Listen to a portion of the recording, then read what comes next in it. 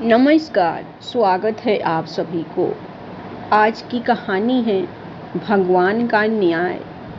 कर्मों के अनुसार भिक्षा लेकर लौटते हुए एक शिक्षार्थी ने मार्ग में मुर्गी और कबूतर की बातचीत सुनी।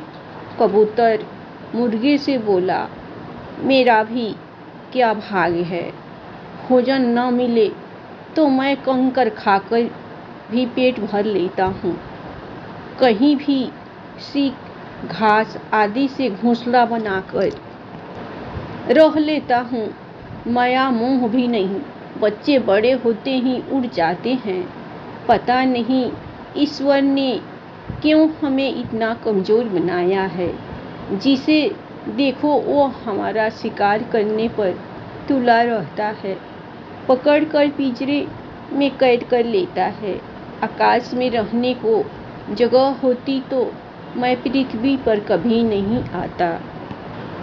मुर्गे ने भी जवाब दिया, मेरा भी यही दुर्भाग्य है। गंदगी में से भी दाने चुन चुन कर खा लेता हूँ। लोगों को जगाने के लिए रोज सवेरे सवेरे बेनागा बाग देता हूँ। पता नहीं ईश्वर ने हमें भी क्यों इतना कमज़ोर बनाया है। जिसे देखो वह हमें हमारे भाइयों से ही लड़ाता है, कैद कर लेता है, हलाल तक कर देता है। पंख दिए हैं, पर इतनी शक्ति दी होती कि आकाश में उड़ पाता तो मैं भी कभी भी पृथ्वी पर नहीं आता। शिष्य ने सोचा कि अवश्य ही ईश्वर ने इनके साथ अन्याय किया है। आश्रम में आकर उसने यह घटना अपने गुरु को बताई और पूछा, गुरुवर, क्या ईश्वर ने इनके साथ अन्याय नहीं किया है? ऋषि बोले, ईश्वर ने पृथ्वी पर मनुष्य को सबसे बुद्धिमान प्राणी बनाया है। उसे गर्व न हो जाए इसलिए शेष प्राणियों में गुण अवगुण देकर मनुष्य को उनसे कुछ न कुछ सीखने का स्वभाव दिया है। वह प्रकृति और प्राणियों में संतुलन रखते हुए सृष्टि के सौंदर्य को बढ़ाए और प्राणियों का कल्याण करे। मुर्गे और कबूतर में जो विलक्षणता ईश्वर ने दी है वह किसी प्राणी में नहीं दी है। मुर्गे जैसे छोटे प्राणी के सिर पर ईश्वर ने जन्मजात राजमुकुट की भांति कलगी दी है, इसीलिए उसे ताम्रचूड़ कहते हैं। अपना संसार बनाने के लिए उसे पंख दिए हैं, किंतु उसने पृथ्वी पर ही रहना पसंद किया। वह आलसी हो गया, इसलिए लंबी उड़ान भूल गया। वह भी ठीक है, पर भोजन के लिए पूरी पृथ्वी पर उसने गंदगी ही चुनी। गंदगी में व्याप्त जीवाणुओं से वह इतना प्रदूषित हो जाता है कि उसका शीघ्र पतन ही सृष्टि के लिए श्रेयस्कर है। बुराई में से भी अच्छाई को ग्रहण करने की सीख मनुष्य को मुर्गे से ही मिलती है। इसीलिए ईश्वर ने उसके साथ कोई अन्याय नहीं किया है। किंतु ऋषिवर, कबूतर तो बहुत ही निरीह प्राणी है, क्या उसके साथ अन्याय हुआ है?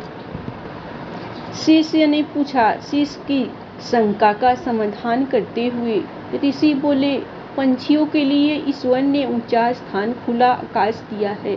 फिर भी जो पंछी पृथ्वी के आकर्षण से बंधा पृथ्वी पर विचरण पसंद करता है तो उस पर हर समय खतरा तो मंडराएगा ही।